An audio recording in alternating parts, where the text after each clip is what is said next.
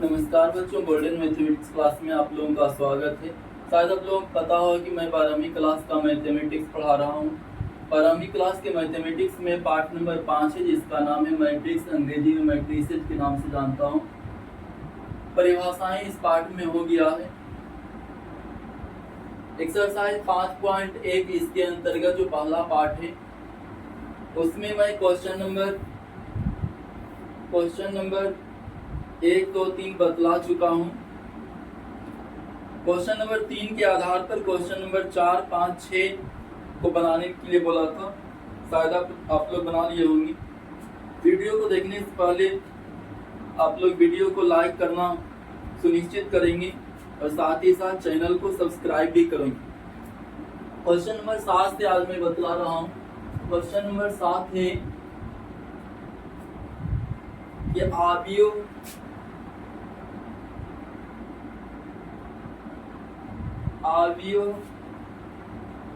ये लिखा हुआ है 105 2 - 3 और 2 - 3 और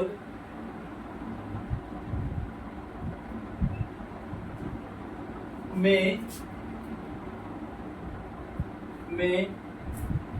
पहला क्वेश्चन है, पंक्तियों की संख्या है,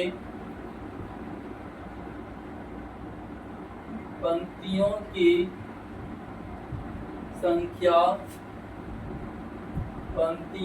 संख्या खाली स्थान है। देखना कितना पंक्ति है, एक पंक्ति, एक दो पंक्ति है ना, एक पंक्ति और एक दूसरा पंक्ति। तो पंक्तियों की संख्या आपका 2 है, तो इसमें हम भर देंगे। ऐसे लिख दे रहा हूं, पंक्तियों की संख्या कितना 2 हो जाएगी। दूसरा क्वेश्चन है इसी के अंतर्गत, स्तंभों की संख्या खाली स्थान है।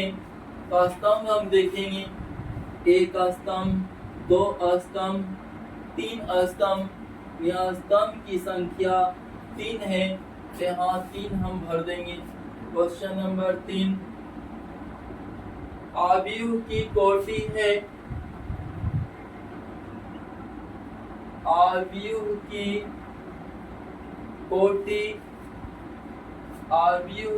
कोटि है, 2 पंक्ति और 3 स्तंभ है, तो 2/3 आव्यूह हो जाएगा। आव्यूह की कोटि 2/3 हम बोलेंगे, 2/3। चौथा नंबर है कि प्रविष्टियों की संख्या है,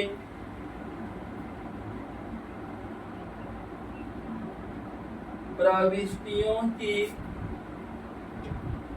संख्या है, प्रविष्टियों की संख्या है, प्रविष्टियों की संख्या है, प्रविष्टियों की संख्या है।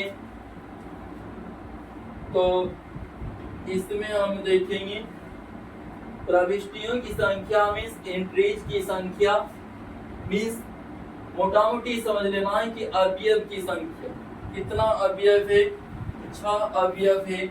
यहाँ पर हम 6 भरेंगे। प्रविष्टियों की संख्या कितना, तो 6 होगी। प्रविष्टियों की संख्या 6 है, प्रविष्टियों की संख्या 6 है।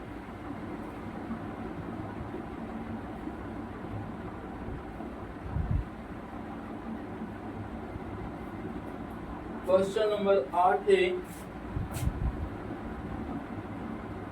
लिख रहा है कि a बराबर है इस ढंग से 2 0 0 0 3 0 0 0 -1। पहला क्वेश्चन है ए एक विकर्ण आव्यूह है लेकिन अदिश आव्यूह नहीं है। विकर्ण आव्यूह है, विकर्ण आव्यूह सिर्फ वर्ग मैट्रिक्स जो होते हैं स्क्वायर मैट्रिक्स उसका विकर्ण मतलब होता है। विकर्ण आव्यूह का परिभाषा है कि मुख्य विकर्ण के अवयव दिए हुए हों लेकिन शेष सभी अवयव शून्य हो तो उसको हम विकर्ण आव्यूह के नाम से जानते हैं। परिभाषाएं भी आप लोगों को लिखा चुका हूँ। विकर्ण आव्यूह का परिभाषा लिखा दिया हूँ। विकर्ण के अतिरिक्त शेष अवयव 0 है, इस कारण से ये विकर्ण आव्यूह है, विकर्ण आव्यूह है। लेकिन अदिश आव्यूह नहीं है। क्यों? क्योंकि अदिश आव्यूह में मुख्य विकर्ण के सभी अवयव समान होने चाहिए, तो मुख्य विकर्ण के सभी अवयव समान नहीं है, इस कारण से एक अदिश आव्यूह नहीं है। तो पहला जो है इसका सही हो जाएगा। पहला में लिखा हुआ है ए एक विकर्ण आव्यूह है, विकर्ण आव्यूह है लेकिन अदिश आव्यूह नहीं,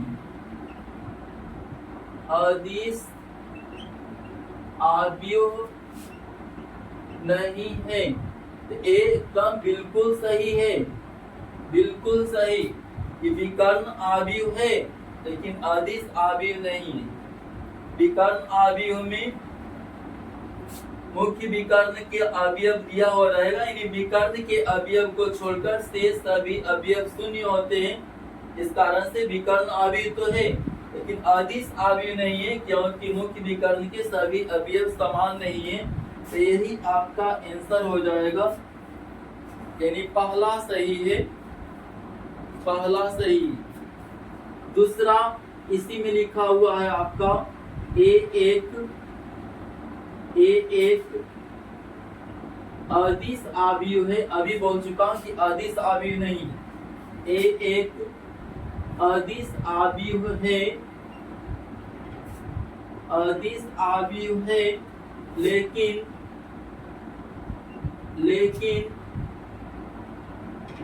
विकर्ण आव्यूह नहीं है, विकर्ण आव्यूह नहीं है, विकर्ण आव्यूह नहीं है। ये बिल्कुल गलत है क्योंकि यहाँ पर देख चुके हैं कि अदिश आव्यूह तब होगा जब मुख्य विकर्ण के सभी अवयव समान हों, इस कारण से ये गलत है। तीसरा बतला रहा है कि ए विकर्ण आव्यूह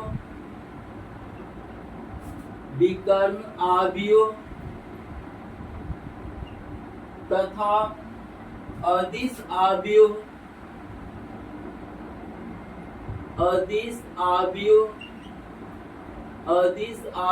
दोनों हैं, अदिश आव्यूह दोनों हैं।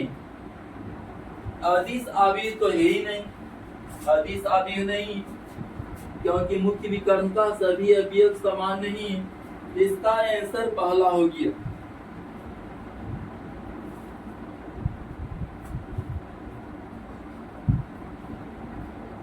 क्वेश्चन नंबर 9 है कि ए पंक्ति आव्यूह तथा स्तंभ आव्यूह दोनों हैं, तो ए का कोटि क्या हो जाएगा? 1/1 हो जाएगा। ए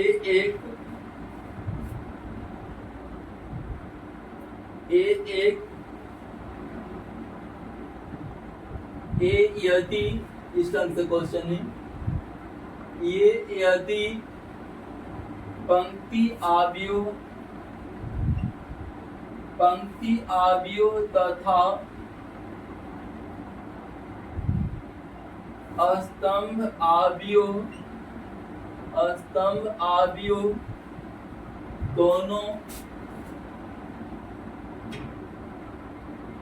दोनों है तो ए का कोटि है क्या? पंक्ति आव्यूह का परिभाषा आप लोग पढ़ चुके हैं। पंक्ति आव्यूह में मैं लिखा हूं, पंक्ति आव्यूह में कि एक पंक्ति वाला आव्यूह को हम पंक्ति आव्यूह कहेंगे। तो एक ही पंक्ति होना चाहिए। स्तंभ आव्यूह का परिभाषा लिखा हूं कि एक ही स्तंभ होना चाहिए। तो पंक्ति आव्यूह के लिए एक पंक्ति, स्तंभ आव्यूह के लिए एक ही स्तंभ होना चाहिए। तो 1/1 मैट्रिक्स हो जाएगा, यानी एक की कोटि हो जाएगी 1/1। एक की कोटि 1/1 हो जाएगी। क्वेश्चन नंबर 10 देखेंगे। क्वेश्चन नंबर 10,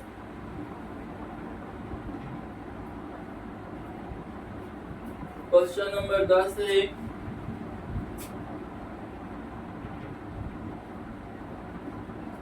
ए बराबर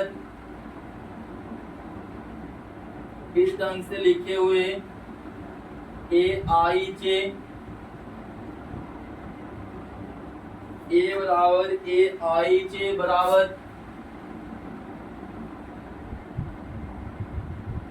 एक -2 5 3 4 -6 9 15 13 ये लिखा हुआ। यानी मैट्रिक्स ए बराबर इतना दिया हुआ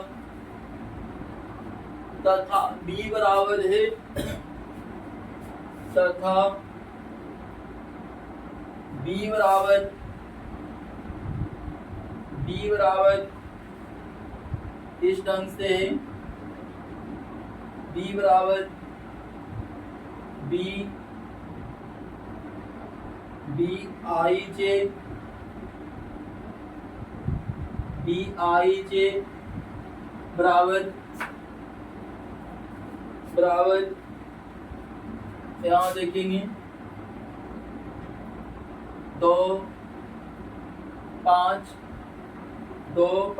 19 -7 35 -2 5/2 और 12 और फिर है √3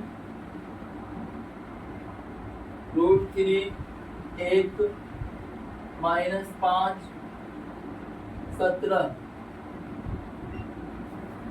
ए बराबर हो गया ए बी बराबर हो गया।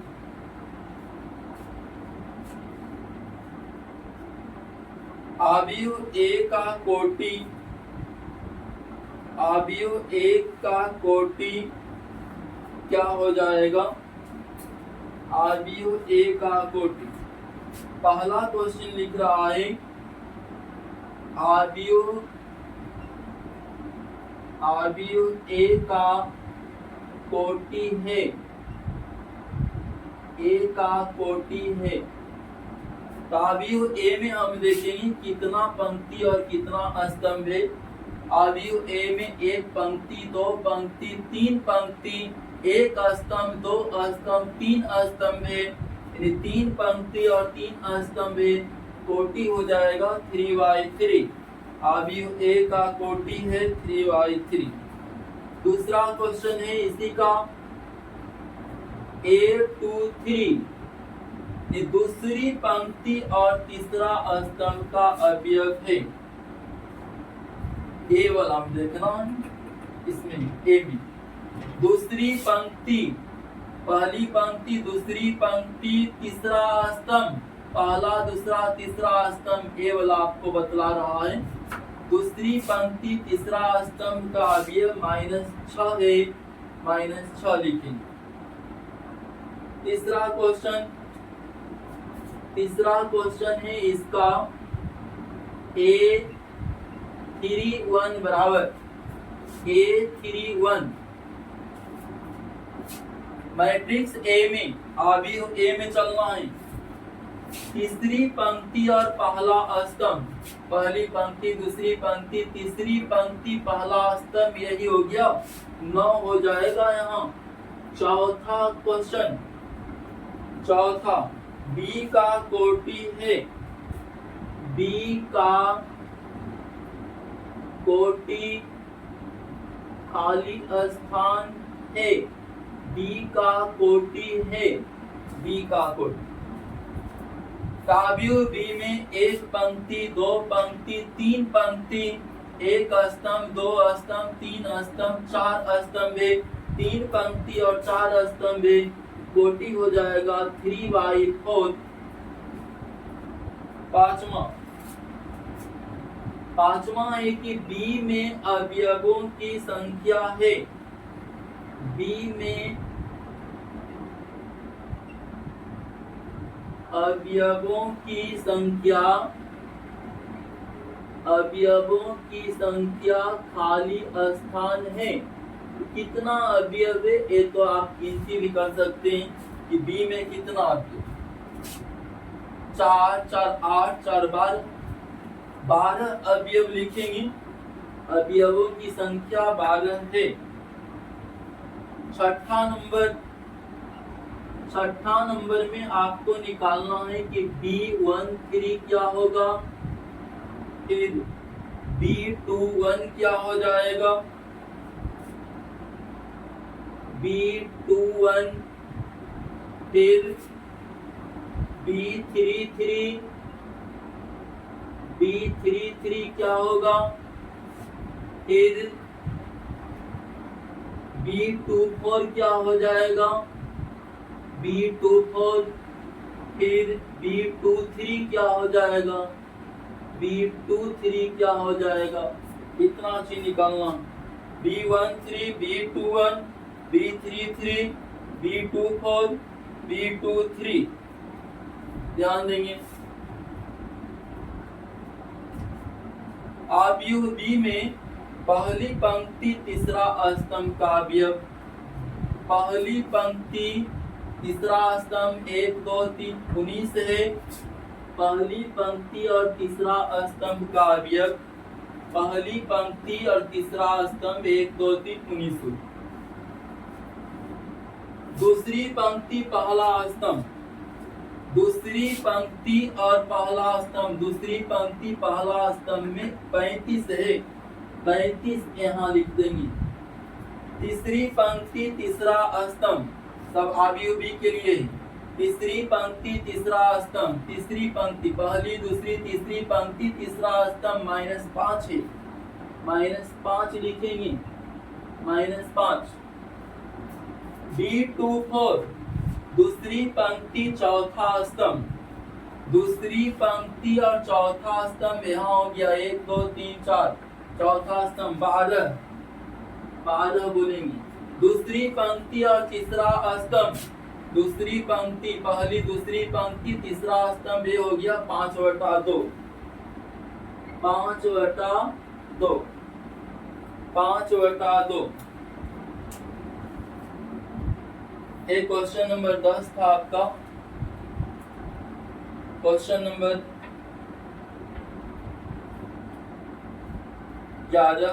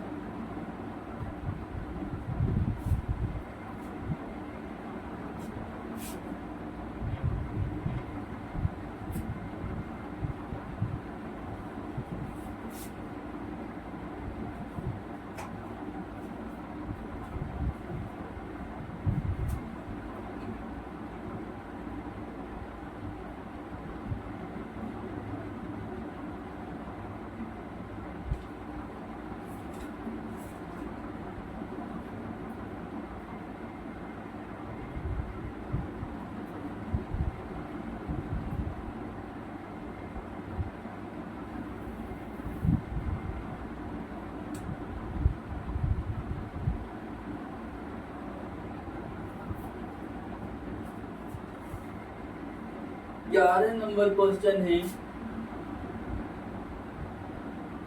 सुधा तथा उसकी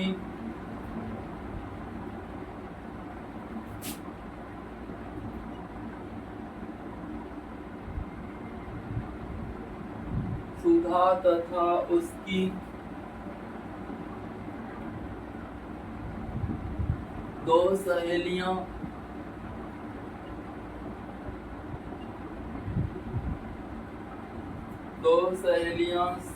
सईदा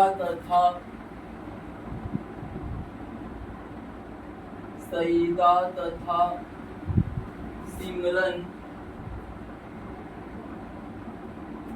सिमरन के पास पुस्तिकाओं तथा कलमों की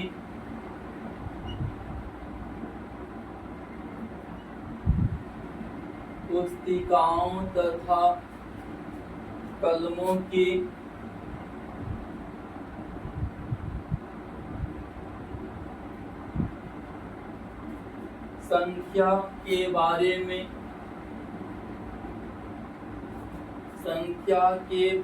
में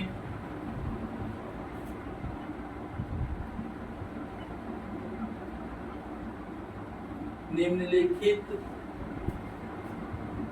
सूचनाओं पर विचार करें।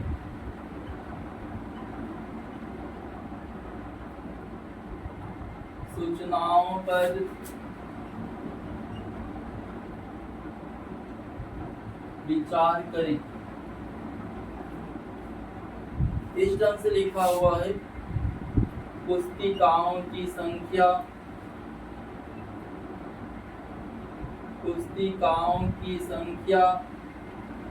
और कलमों की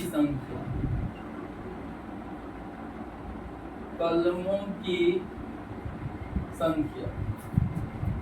इधर सुधा है, सईदा है और सिमरन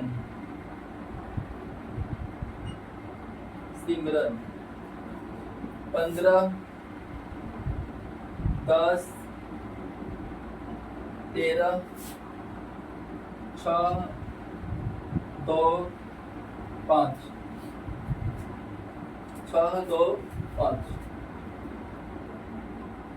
13 है,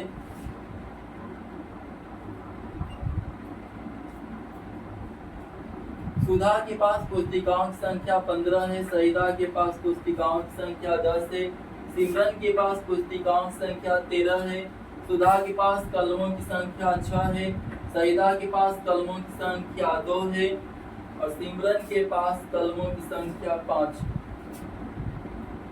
ऊपर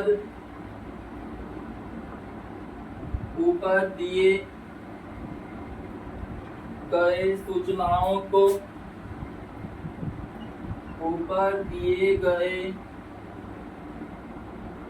सूचनाओं को 3/2 आव्यूह के रूप में लिखें।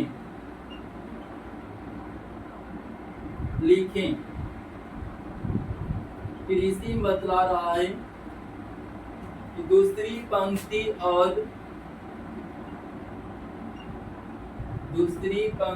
और पहले स्तंभ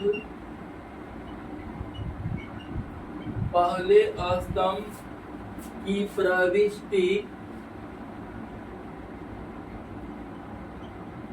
प्रविष्टि क्या प्रकट करती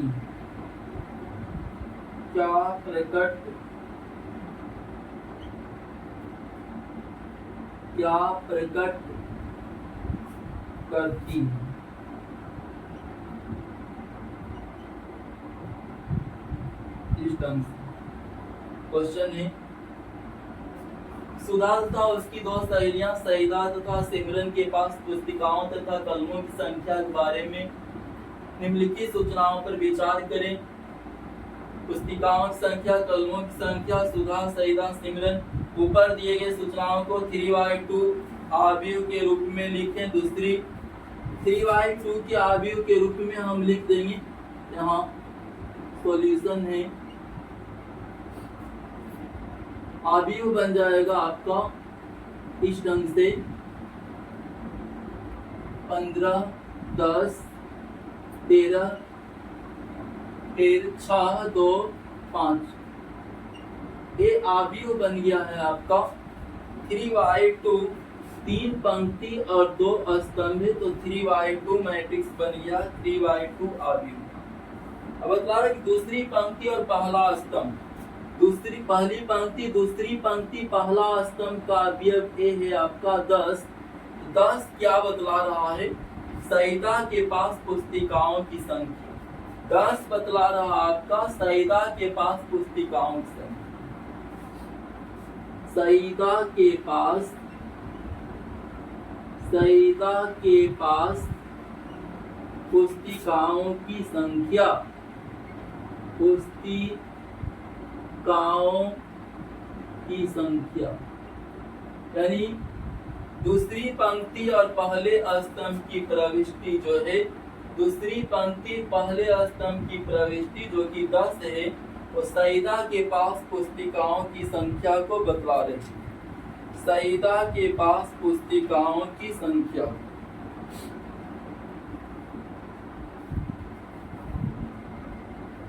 क्वेश्चन नंबर 12 का पहला देखेंगे। 12 का पहला लिखा हुआ, यदि इस ढंग से x + y है, 1 है, 2 है, x - y है, बराबर 3, 2, 1, 7 दे रखा है, तो x बराबर क्या हो जाएगा और y बराबर क्या हो जाएगा, ये निकाल करके बतलाना है। x क्या होगा और y क्या होगा। समान आव्यूह की परिभाषा आप लोग पढ़ें, दो आव्यूहों की समानता, हूबहू एक ही अवयव अगर दो आव्यूह में है, दोनों आव्यूह को हम समान आव्यूह के नाम से जानते हैं। यानी संगत पद को आप बराबर कर देंगे। संगत पद x + y और इधर 3 है। पहली पंक्ति पहला स्तंभ का अवयव x + y, इधर पहली पंक्ति और पहला स्तंभ का अवयव 3, दोनों को बराबर करना है। यानी हल करेंगे तो हो जाएगा x + y बराबर 3। यहाँ देखेंगे दूसरी पंक्ति दूसरा स्तंभ का अवयव x - y है,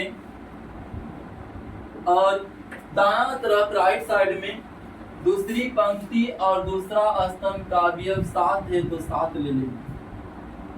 ठीक ना, ये पहला समीकरण है, पहला समीकरण समझेंगे। और ये आपका, चलिए नहीं भी पहला दूसरा लिखेंगे तो भी बनेगा। दोनों को जोड़ देना है, जोड़ने पर एक कट जाएगा, x + x 2x हो जाएगा, 7 × 3 10 हो जाएगा। यहाँ से x बराबर 10 बटा 2, 2 × 5 = 10, हम काट देंगे 5 हो जाएगा। अब किसी एक को लेकर के चलेंगे, चूंकि x + y बराबर 3 लिखा हुआ है। ऊपर वाला समीकरण पहला समीकरण लिया हूं, नंबरिंग नहीं किया हूं, ऐसे ही हो जाएगा।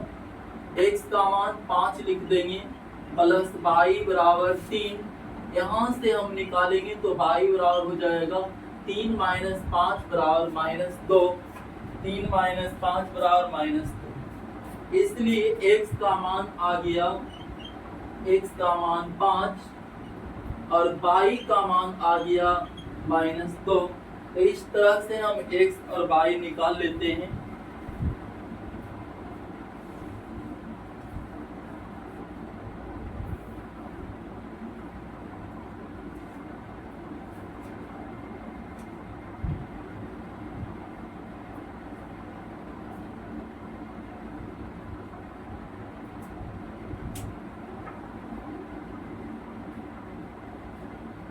दूसरा क्वेश्चन देखेंगे।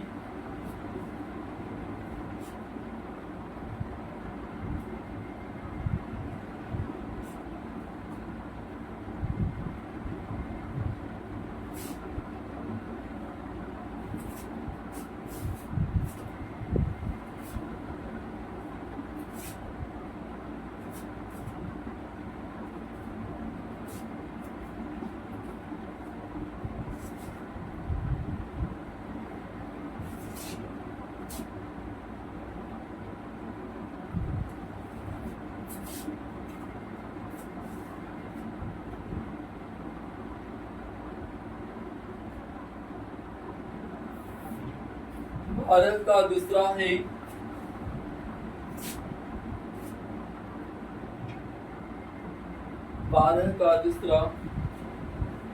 यदि इस ढंग से लिखा हुआ है x minus y 2x minus y 2x minus x1 3x plus y1 बराबर -1 0 5 13 तथा P और Q के नियामक क्रमशः xy तथा x1 y1 है। लिख देता हूँ इसी में, तथा P और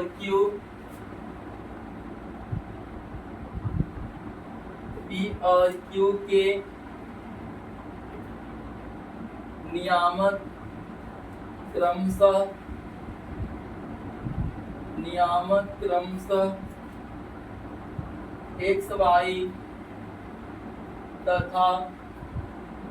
xy तथा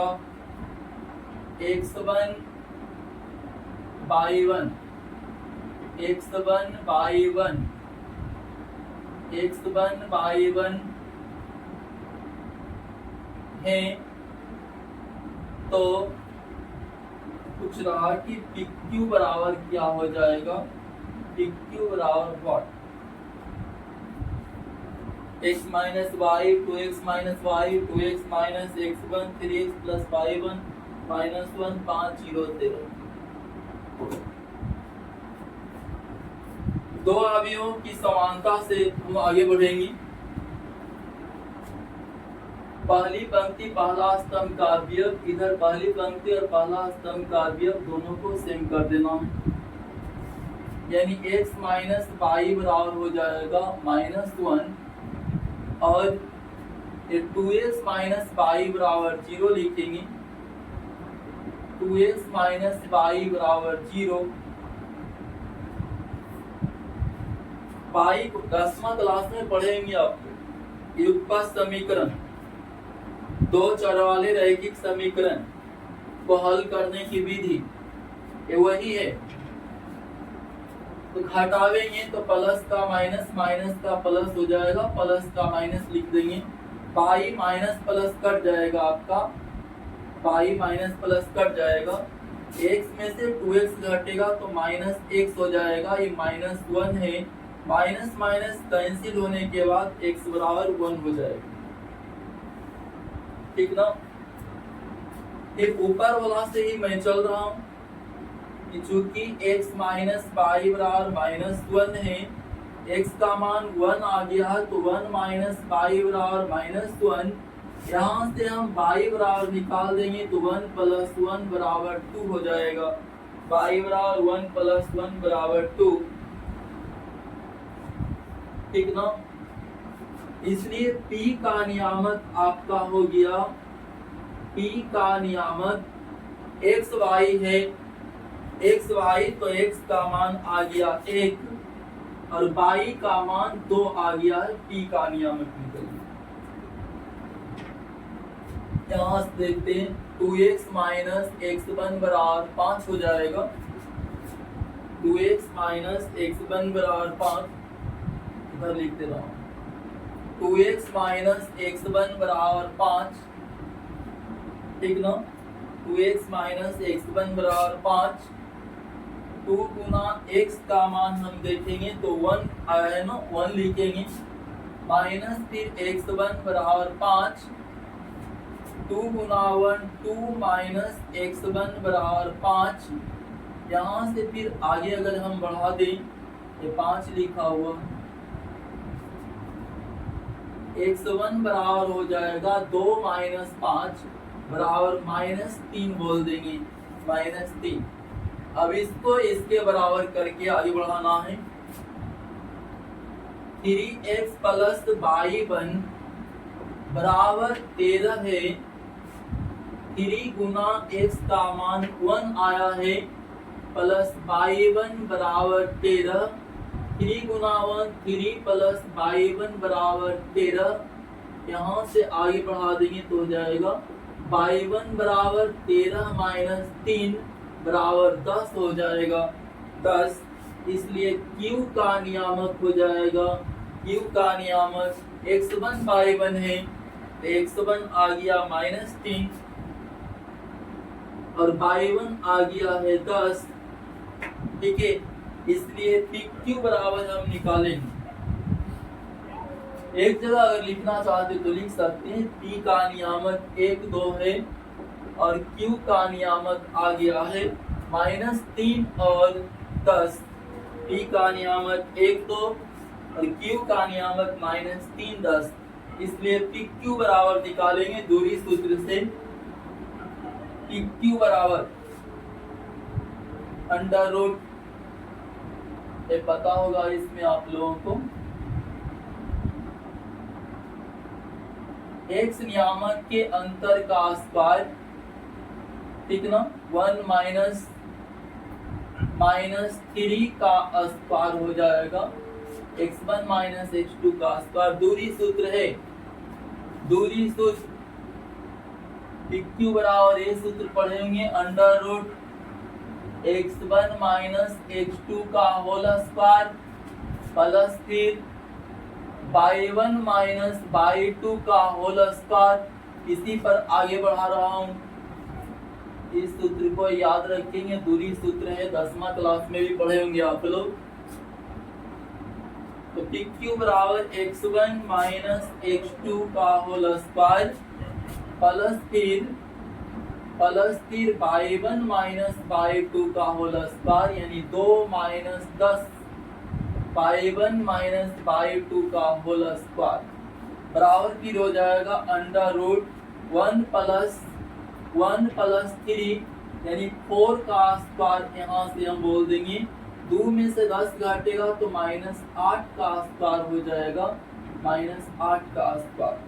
4 का स्क्वायर 16 हो गया, 8 का स्क्वायर 64 हो जाएगा, दोनों जोड़ देंगे तो 80 हो जाएगा।